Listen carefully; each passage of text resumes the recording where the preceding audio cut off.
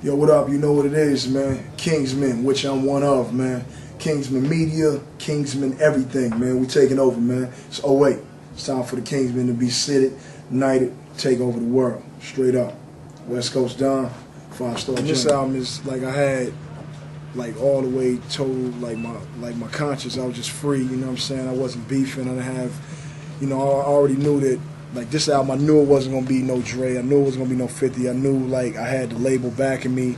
Everybody that recorded on this album came to California, Los Angeles, my studio, and was in. We got it all documented. You know what I'm saying? From, you know, Mary J. Blige to Ice Cube, to Busta Rhymes, to Common Sense, to Kanye, to Chrisette Michelle, to Raheem Devon, to Ludacris, to Nas, to Bilal. Everybody that's on this album was in the studio with me, and you know, it makes just for a better reality. You know what I'm saying? It makes the music come alive. Just, you know, to me. You know what I'm saying? Although you know, everybody in this room or people that's listening to the CD, you know, won't be able to share the same experiences that I did. You can, you know, it transcends through the music like that because it was done like that. You know what I'm saying? You can feel the family, you know, or you can feel the family vibe all the way through the album from beginning to end. The two pushbacks, you know what I'm saying, that from June to July, from July to August was because it was the sequencing. It took me a long time to sequence it. Trey tell you they was on my ass, you know, give us an album, give us an album, and I would rather, you know, than push my shit back to Christmas, you know, than me not have it the way that I wanted. The documentary was easy. I had Dre, and I remember when I was sequencing the album with Dre, he was just like, well, I'm gonna listen to it and you listen to it and we come back and see what, you know, what sequence you wanted in, what order I wanted. I mean, what sequence I got it in. Came back, we pretty much had the same thing, give or take two or three songs, but I had his help, so that was easy. But I noticed that sequencing the album was the most important part, because when I listen to somebody's album, if one song comes in and don't make sense, I'm gonna skip the whole CD and I'm going to the next joint and changing. It's just that simple, and you do it without thinking about it. So that part of the album is key to me, and so learning that on my first two albums, I did the same thing on Doctor's Advocate. I had to do it by myself, did the best that I could. This album, it took me a little bit longer because I had a little bit more guest features, and you know, this album probably being my last one, I just took a little bit more time, man, to get everything done.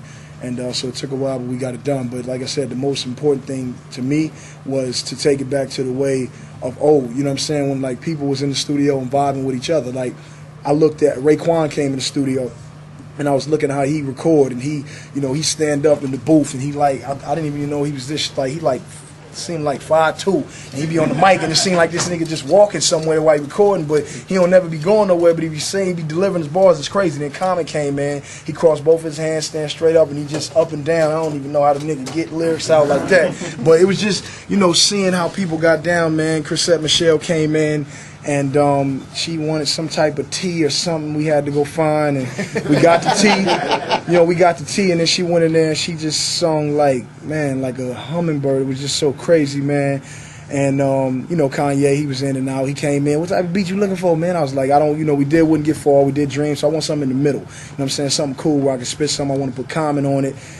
Kanye was there for about 10 minutes. He made the beat, and then he left. Him and his Louis Vuitton scarf. And like I said, and Cube, man, when Cube came in, me, the homies, everybody's in there. We was all starstruck, man. He came in, the afro was perfect. It was like a Steve Harvey fro. That motherfucker looked like, it just looked like Jesus just hit that motherfucker like, yeah. I'm telling you, man. But I was so starstruck when Cube came in. I think that meeting Nas, Ice Cube, Dr. Dre, probably Mary J. Blige, and Snoop, probably like the only people that ever like just put me in like a fan mode where I was just like so starstruck, like nigga really want to like ask for a picture but don't really want to ask, so you don't know if you're offending them.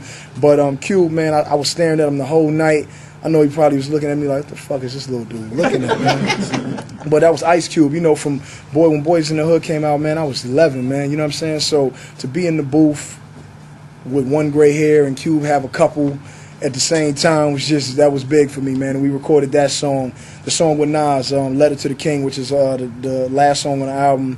Nas has always been real influential in my career, and you know, some of my more positive decisions. Always been like a brother to me in hip hop. And if you meet Nas and you ask him about me, he'll tell you that straight up. I always call him for advice on anything. And when it comes time to get in and do songs with him, man, that dude is like like a machine, man. He like a hip hop machine. The way that he writes, man, it's crazy. There's only two people I've ever seen that write crazy, man. Nas write the end first. He starts writing the verse backwards all the way up the paper that way. And him and Eminem. Eminem writes on like a Taco Bell bag and just be spinning the fucking paper. Like, and it ends up being some type of crazy whirlwind. So just that part of hip hop that people don't get to see means a lot to me. So when these people come into the studio, and me, I'm still a fan. Like, I'm a fan all the way around. Everybody on this album, everybody on other people's albums. I'm just a fan of music in general, man. So just, you know, having all those people in there to celebrate, you know, the new album, the creating process of making this album was just big for me, if that answers your question. That was dope. Yeah, that's really dope. Yes, sir, right here. You speak about the creative process, and then, you know, a few minutes ago, you kind of uttered how this might be your last. Right. I mean, if the creative process is so fun, you know, you seem, you know, so young and, you know, got a lot of energy left, why would this be the end? Yeah, because, you know, creative process, hip-hop, the 3 albums, the trips around the world, the friends that I've made in hip-hop, the 2 elements that are left out are the 2 kids on the cover, you know. And, you know, I talk about my kids, man. Every time I talk about my kids, it could be a happy moment, it could be a sad moment. I always tear up because when I think about my kids, man, I just think about securing the future of my family financially.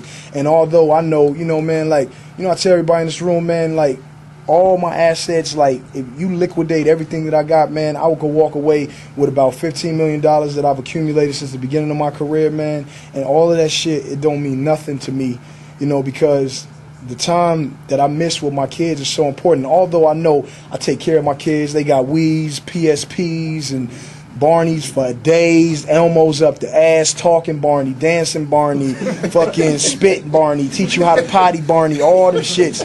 I get my kids, man, and still don't make up in my mind. You know what I'm saying? My son's mothers, they think I'm great.